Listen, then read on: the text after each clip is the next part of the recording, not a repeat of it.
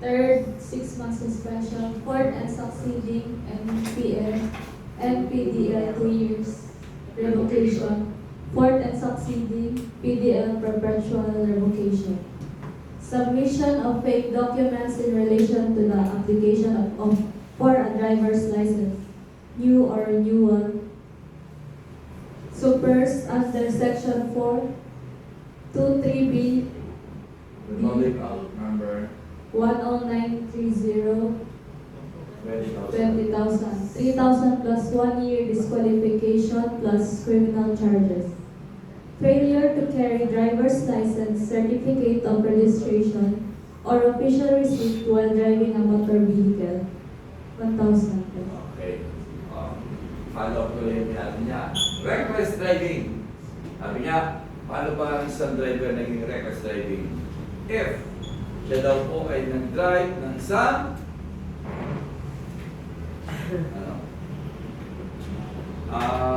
para makasuhan ng reckless driving kapag siya nag-drive na unregistered motor vehicle. Yan. Ang kaso niya, reckless driving. Unauthorized. Hindi po rehistrado yung isang sasakyan. Kapag i-drive mo, automatic reckless driving lagi yung kaso niyo. Pangalawa, submission of fake document. Kuha kayo ng SP ninyo.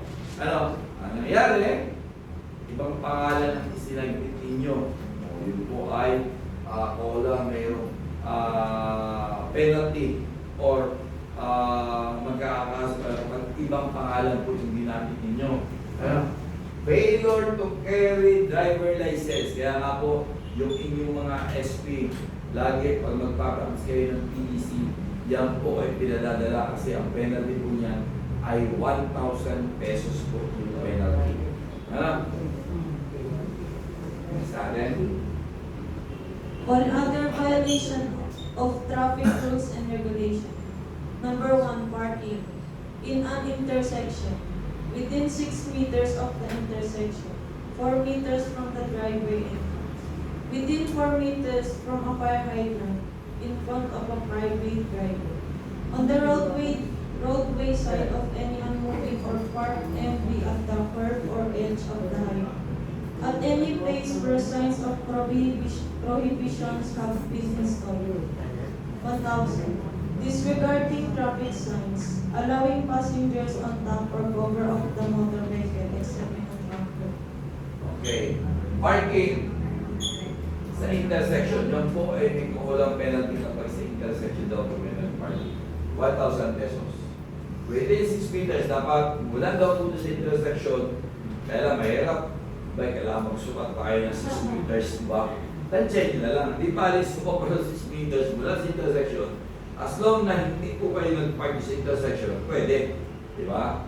Then, 4 meters from the driveway entrance. O minsan, makamakulit ng tayong Pilipino, minsan the driveway entrance po ng aming bahay, nakarangan natin. Bawal yun. Diba? Usually, nagagalit talaga yung aming bahay natin kapag inarangan mo yung driveway nila. Diba? Within 4 meters from a fire hydrant, yun po yung kuha ng tubig ng mga bumbero. Yun po yung number 1 na babawalin. No? In front of a private driveway. O sa mga private driveway nga naman, bahay mo, pwede lamang yung private driveway doon po sa driveway ninyo. Pwede yun. Ano? Then, on the roadway side of any unmoving park, wala naman siguro, sa edge of the highway. Usually, yan, sa edge of the highway, basta meron po tayo nakitang bicycle lane, automatic no parking. At any place where sign, o nakalagay natin, no parking. Kasi yung parking pa rin dito sa harap ng no parking. So, yun po yung bawal. Ano? Or disregarding traffic sign. Yun yan, disregarding traffic sign, nakita natin no parking, sige ang park para natin. Or, allowing passenger on the top of the cover of the motor vehicle except the truck helper. Sa isang truck kasi, nag-allow po sila na pasakay isang helper. Pwede. Pero pag doon sa truck, sinakayan ng 2 po, hindi na po yung helper. Ginawa lang ang passenger yung truck. Yun po yung mga bawal. Sa isang pick-up, yan isang pinapala yung pick-up. yung multi-cab, yung sa ibabaw, yung po ay bawal sa kaya ng tao. Ano? Usually, ginawa yung pick-up na yan para sa kargahan po ng gamit. Pero bawal daw po yung gawin sa kaya ng tao. Pag mayroong mga tao sa likod ng pick-up, yun po ay inuuli. Kapag uli, kaya mga Pilipino, di ba? Nangyayari uli lagi na uli pag may law enforcer. Bawal. Pag wala, tago. Tago po. Uli. Para hindi mahuli. Ano? Okay, next natin.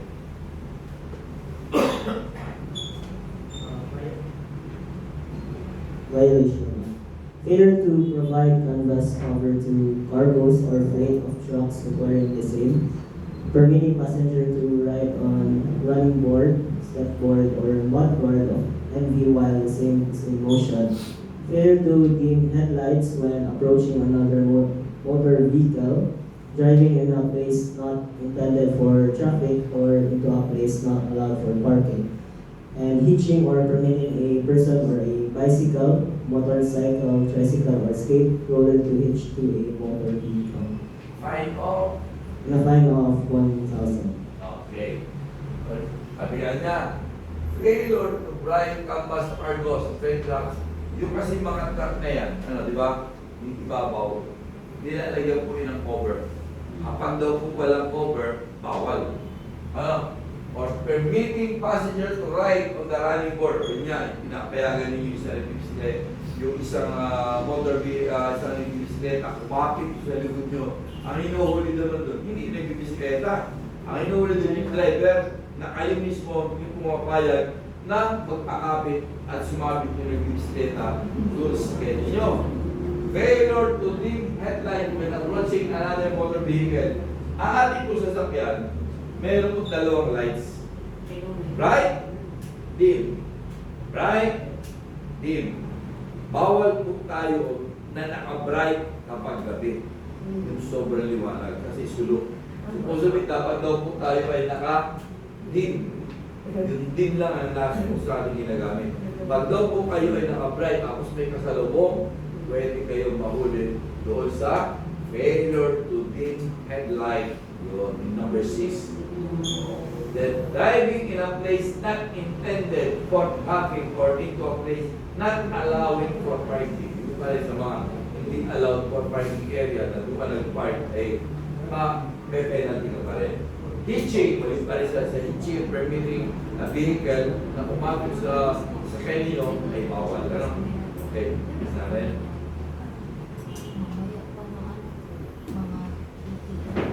Driving against the flow of traffic, illegal turn, illegal overtaking, overtaking at unsafe distance, cutting an overtaking vehicle, failure to give way to an overtaking vehicle, increasing speed when being overtaken, overtaking when left side is not visible or clear of oncoming traffic, overtaking upon a crease of grade, overtaking upon a curb, fines 1,000. Okay, thank you. Okay, isisay natin yan. Number 9. Driving against the flow of traffic. Ito madali tayo intindihin. Sumalubong ka sa left side. Diba? Bawal yun. O yun, sumalubong ka sa one way. Diba? Illegal turn. Yan. Okay. Sa illegal turn, sabi nga, pag pinawag po natin sa kanya illegal turn, okay. Dali ka sa inner lane. Sa inner lane, andito yung car. Ginawa mo, uy, nag-right turn ka dito. Illegal yan. Bawal yan. Andito ka ngayon sa outer lane. Oh, ginawa mo, dyan ka left turn. Bawal din yan. Yan po yung illegal turn na tinatawag. Kapag ganyan po yung ginawa natin, pwede kayong matikita ng illegal turn. O pag natikita ka, huwag ka na magkakaroon. Bakit ka natikitan? Kasi sala ka pa sa linya. Diba? O kaya alam niyo na kung bakit kayo matitikitan kapag illegal turn. Dahil napakahalaga yung question yan. Kaya nung pala kayo sa malayo, alam niyo na dapat kung saan kayo pupunta. Kung kayo ba'y magle-left-or o magra-right-or. Kung ikaw ay magle-left-or, nandito ka dapat sa inner lane. Kung ikaw ay magra-right-or, dito ka dapat sa outer lane. So, di ba? Okay. Yan yung illegal turn. Illegal overtaking. Siguro naman, na-discuss ko sa inyo, ginawa ko kanina, illegal overtaking. Kung sa single straight lane, diyan ka nag-overtake. Huli ka dyan. Dito sa double straight lane, diyan ka nag-overtake. Bawal pa rin.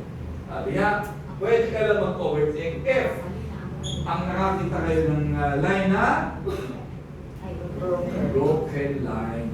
Yun. Kung isang kalipo ay isang broken line, pwede. Pero kung straight lane, double straight lane, single straight lane, bawal. Then, cutting and overtaking vehicle. Okay. Yun yan. Kung hindi na rin dito, overtake ka. Okay. Ginawa mo, overtake, lagpas, bumalik mo takagad dito. Dahil harap niya, bawal po yun.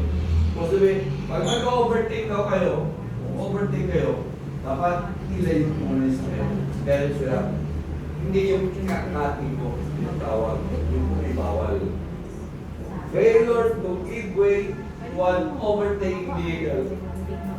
May overtake na ginawa mo, sinalo mo pa rin yung overtake. Pwede ka rin makasiwal, bawal yun. Di ba? Failure to give way and overtake vehicle. O kaya, kung overtake yung vehicle, yung sasakyan, overtake, ginawa mo, pinilisan mo naman. Ayaw mo overtake. O, ayun. Increasing speed when overtaking. Yun nga, na-overtake sa'yo, pinilisan mo pa rin. Bawal yun. Overtaking when left side is not visible or coming na traffic. Ito, sa mga korbada, kapag kung daw po sa mga korbada, supposedly dapat, bawal daw pong mag-overtake. Ano? Overtake upon the crest of way, yung uphill. Sa uphill, bawal yung mag-overtake. Ano?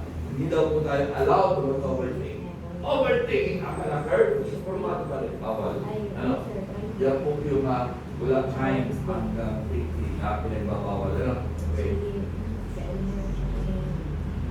Overtaking at any highway or grade crossing, overtaking at an intersection, overtaking on men working or caution signs, overtaking at no overtaking zones, failure to lead the right of way, and failure to yield the right of way, or failure of a vehicle on the left to yield the right of way to the vehicle on the right when these vehicles approach or enter at the intersection at the same time, failure to yield the right of way, failure of a vehicle approaching but not enter an intersection to yield the right of way to a vehicle within such intersection. Fine 1,000. Okay. Overtaking at any railway grade crossing. Usually, yan, wala naman dito railroad crossing. Ano, baga yan po ay sa Luzon lang. Ano, baga doon may mga release po kami ng tren. Overtaking at intersection. Sa intersection, no, ang overtake, bawal yun. Overtaking on men working. So may ginagawa kalsada, doon pa rin overtake. Bawal yun. Overtaking at no overtaking zone. Sa mga no overtaking area. Sabihin sa mga intersection, bawal yung overtake. Failure to yield the right of way. Failure of a driver on the left side. Okay.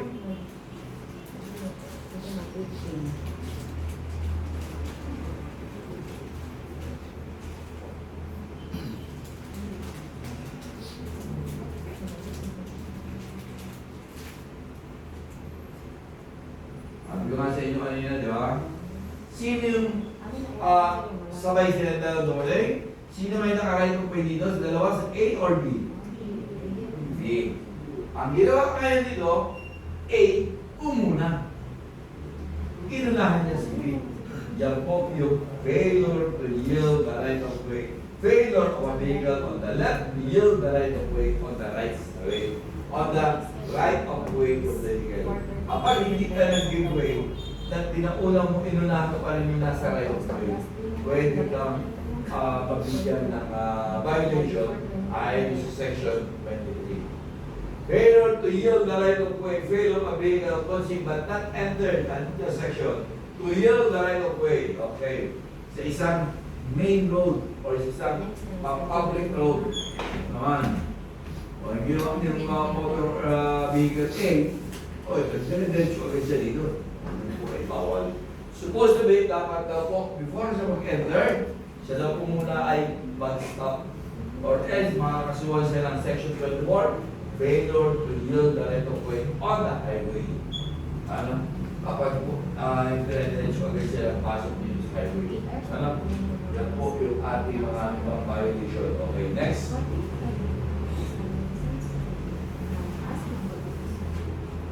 Failure to leave the right of way, failure of a driver of any vehicle upon a highway within a business or residential district to yield the right of way to pedestrian crossing, failure to stop before traversing a true highway or railroad crossing, failure to yield the right of way, failure of a driver entering a highway from a private road or a driver upon a highway to yield the right of way to all vehicles approaching on such highway, failure to yield the right of way to ambulance, police, or fire department vehicles, failure to yield the right of way at a true highway or a stop intersection, with a fine of 1,000.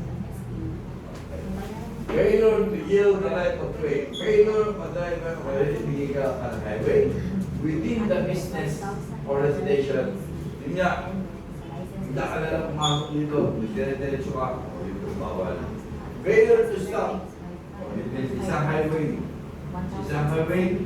Before daw po tayo mag-proceed, dapat before ka mag-left, o kailangan mag-stop muna. Dito. Stop before ka mag-proceed. Dito ka muna. Hindi yung pag dire-diretso ka dito, pag may traffic ka dito, puti ka. Failure to yield the right of way, failure pa dahil entering a highway. Hindi pa rin. Yung pagpasok sa highway, pareho na sila. Nagdire-diretso kami sa highway. Then 28, failure to yield the right of way, isang ambulansya. Yun daw pong ambulansya, police patrol, fire truck. Kapag siya ay nandun sa inner lane, kayo nasa inner lane, at merong ambulansya nasa likuran nyo, supposed to be dapat lumipat kayo sa outer lane. Bigyan nyo ng daan si ambulansya. Hindi pwedeng, ay, paala sa buhay mo, dito lang ako sa inner lane. Hindi. Kailangan magbigay kayo ng way doon sa mga emergency vehicle. Then, failure to yield the right of way of a true highway or stop intersection. Yung pa rin yan. Sa mga highway, supposedly dapat daw po tayo ay mag-give way. Failure to give appropriate signal, a legal turn failure of driver of a motor vehicle intending to run to the right at an intersection to approach such intersection in the lane for traffic nearest to the right-hand side of the highway and in turning to keep as close as possible to the right-hand curve or edge of the highway. Illegal turn failure of the driver of a vehicle intending to turn to the left to approach such intersection in the lane for traffic to the right and the nearest to the center line of the highway, and in turning to pass to the left of the center of the intersection except upon highway lane for traffic and upon one-way highway, fine 1,000. Okay. Number 30, section 30, failure to give the approximate signal. If ever tayo daw po ay mag-left turn, mag-right turn, supposed to be dapat magsisignal tayo. Right, down, left, up. Yan, yun po yung gagamit tayo ng signal. Kapag hindi tayo gumamit ng signal, supposed to be pwede tayo makasuhan. Kapag hindi tayo nakasignal, na tayo para ay mag-left turn. Tapos signal, hindi ko lang.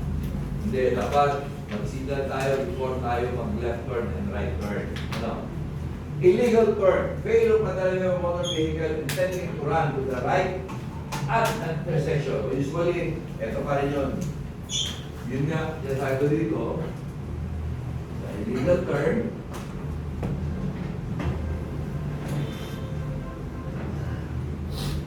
okay, sa illegal turn, okay, dito ka,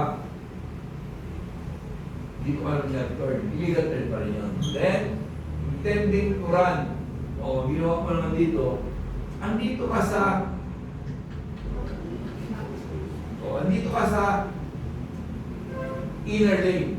Ang ginawa mo, dumiretso ka. Pero, nandun kayo sa line ng going to the left. Illegal turn yun. Ano? Kaya po yung mga isa sa illegal turn. Run out.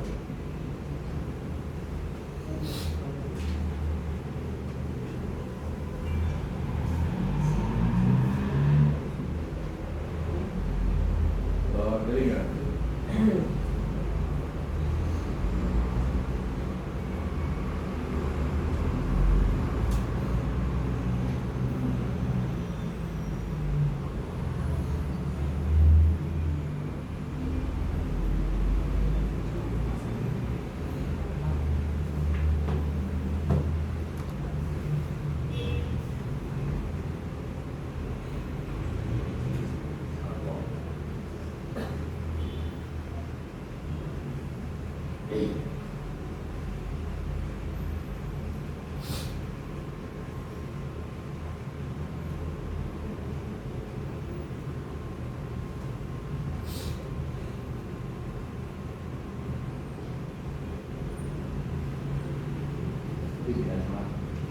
Okay. Illegal turn or illegal turn. Failure of a driver for a vehicle intending to turn to the left. So, yun nga yun. Imbis na ikaw ay nandito sa left, hindi ka naman lumiko. Ginawa mo, dumiretso ka. O, illegal yun. Ano? Supposedly kapag ikaw ay nasa inner lane, na nandun mo sa left turn, supposedly dapat po ikaw ay left turn. Ano? Yan po yung ayon sa section 32. Okay? Next natin. Failure to stop motor and notch handbrake of motor vehicle when unattended. Unsafe towing, obstruction, motorcycle carrying more passenger other than the back ride or cargo other than the saddlebags and luggage carriers, fine 1,000. Thank you. Okay. Section 33. Failure to stop motor na handbrake. Usually, yung ating mga sasakyan, meron po yung handbrake kung tinatawag. Yung between the driver's seat and the passenger seat sa gitna. Yan tawag na handbrake. Supposedly, kapag daw po tayo nakapark, dapat nakataas yun. Usually, ang nangyayari, hindi na pwedeng makasuwaman ni traffic enforcer para silipin niya yung lahat na nakaparking sa SM Ecoland. O, naka-handbrake ka ba? Hindi. Handbrake ka ba? Kaya pwede silipin, di ba?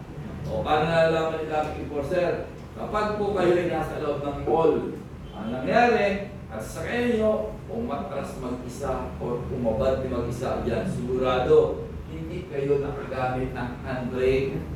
Kaya pag siya ay nakabunggo, babayaran nyo na yung nabunggo dun sa kanyo, magkakaroon pa kayo ng violation ng Section 33, failure to stop motor and not handbrake. Kaya, make it sure pag kayo nag-park na nakataas yung handbrake nyo. Ano? Yan po ay may kaso din. Kahit na sabihin nyo ay personal nyo, pwede kayo makasuhan kapag hindi kayo gumamit. Sabagay, mura lang naman yung kaso, 1,000 kung pumili sa bawang mangga na sa kanya nyo. Na tumakbo isa doon sa parking area. Unsafe towing. Usually dito, wala naman akong nakita rito na may pinag-towing na nagtutowing na vehicle na no parking. Tapos wala dito kasi nakikita ko pag sa no parking, maraming mga sakyan na nakapark sa gilid. Andiyan si CPTM mo, ticket, lagay sa wiper. O wala naman din sa akin sa Luzon, kahit sa Makati. Ang Makati, once na kayo ay nasa illegal parking, tinag-tow talaga yung sakyan. Dala sa towing area. O dito wala naman ticket, dito lalagay ko. Then, obstruction, siyempre. Sila na yung sakyan mo, sa gitna, hindi ko naman magawa ng paraan para itabi. O pag nandun pa rin sa gitna, pwede kayo makasuha ng obstruction. Ano? Usually, lalo na nalalagyan ng obstruction, bali yung mga kotse, yung mga jeep. Pag nasira yan, madali makitulak patali yan. Ang nakakasuha malinis sa obstruction, yung pong mga truck, pag nasira dito sa gitna, paano may tutulak yung truck na may karga pa? Diba? Lalo na yung mga trailer truck, di ba?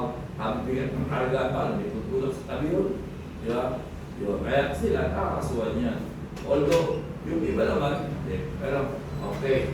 Then, motorcycle carry more passenger other than the truck rider.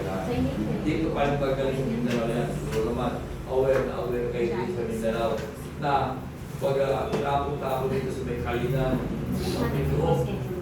doon hanggang Arte, ng motorcycle, may nakasakay. Dito sa Mindanao lang yan. Dito ko nakakita sa Mindanao na yung motor, nilagyan ng awis sa likod. Ang pasahero, nakaupo lang yan. Kaya ito ba yun? Yan only in the Mindanao lang nakikita yun. Kung saan mo na sabi nga dito ay sa taas, pwede na daw po kung sa motorcycle, isa lang. Kaya, yan, hindi palamingan, hindi hanggang kaki ng motorcycle, hindi nakakapas. Okay.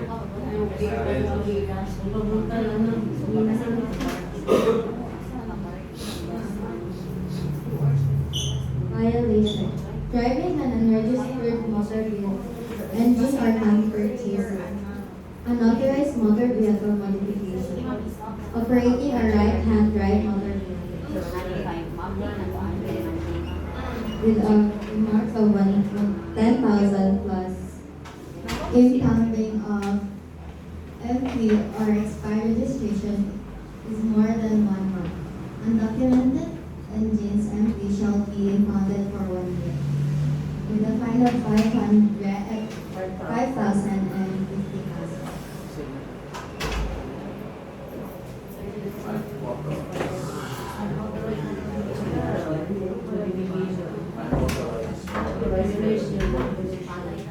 Unauthorized motor vehicle modification with a fine of 5,000 and operating a right-hand drive motor vehicle for 50,000. Sigurado yan. Sa medical mo, meron ka agad number 1. Gusto ka ba may salamin eh? Meron, kapag sa salamin mo, gusto. Yun, hindi pwedeng reason kay law enforcer na iwan yung salamin. Ang penalty niyan, kanina, di ba? 1,000 pesos. Ano? Kasi sigurado yan, pagbabasay ka sa medical, pwede. Di ba? So, pag susunod ka sa salamin, hindi magkakaroon ka ng condition mo. Ano? Okay. Ngayon pa lang, nakita agad natin sigurado yan, magkakaroon na ba condition mo. Okay. Driving unregistered motor vehicle. Ano nga? Ano ba yung unregistered motor vehicle ulit? Unregistered motor vehicle. Ano mo? Alam nyo, kaya kayo pinagbabasa. Kung ako lang yung nagbabasa dito, alam mo, tulog na naman kayo. Kaya, ayun, napansin ko yun eh, sa ganda ng boses ko. Karamihan mga estudyante ko, laging tulog pag tanghali. Nakakabigit. Pero, once na yung iba't ibang boses na yung nagbabasa, I can sing. Iba siguro yung tinig. Di ba? Okay. Driving unregistered motor vehicle. Oh. Yung unregistered niya, ano ba? Kasi yung 10,000 po yung penalty. Unauthorized motor vehicle modification. O yung inyong motor vehicle, tinalaki ninyo ng muffler, maingay. Di ba? Or pinalaki niyo ng gulong. Di ba? Mayroong gulong na para sa mga off-road. Di ba? Or yung inyong sasakyan, nilagyan niyo ng pang-ambulance. Nilagyan niyo ng wang-wang. Bawal yun, di ba? Unauthorized pa rin yun. Operating a right-hand drive motor vehicle. Usually, yung ating mga sasakyan dito, yung alam nyo na siguro, pamilyar kayo sa transformer, doon sa multicam, lahat po yan, dumating dito sa Davao, yan ay nandun sa kanan, nasa right yan from Japan. Alam, although para yung sa Singapore kasi right, nasa right yung ating manabela. Kagaling ng mga Pilipino, pati dito yung transporter na yan, nailipat nila sa kaliwa. So, Diba? Pag daw po ginamit natin yung sasakyan na ang manibela ay nasa right, nasa kanan, automatic ang penalty para po yung sasakyan ng 50,000 ang penalty. O, di ba? O. Eh, kaya yung meron po sasakyan na naka-right hand drive pa, hindi mo pwedeng gamitin pa yan dito sa atin. Okay, next ulit tayo.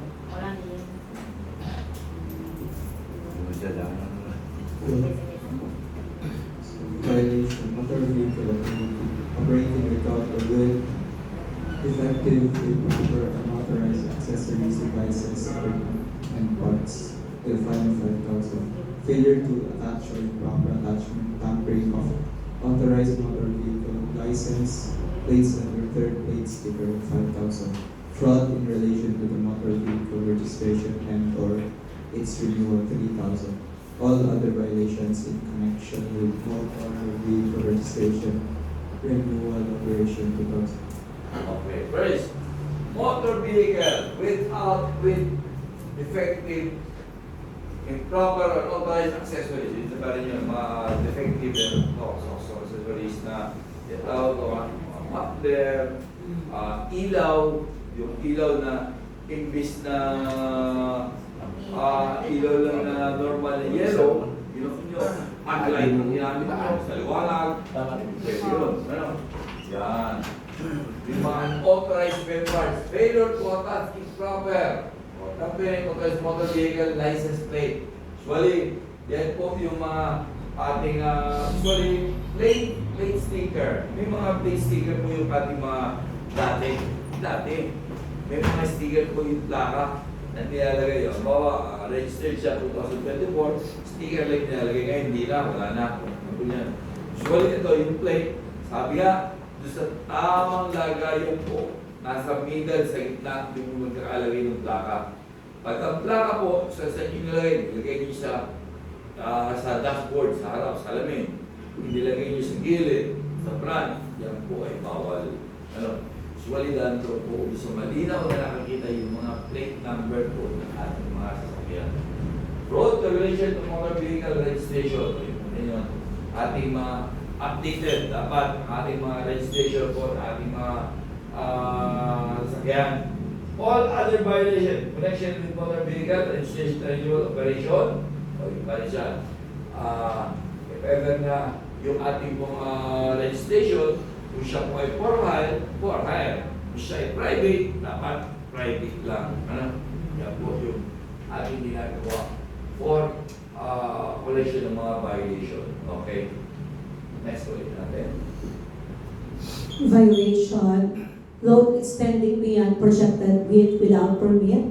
For the first, second, and third offense, will fine 1,000 pesos. Then, axle overloading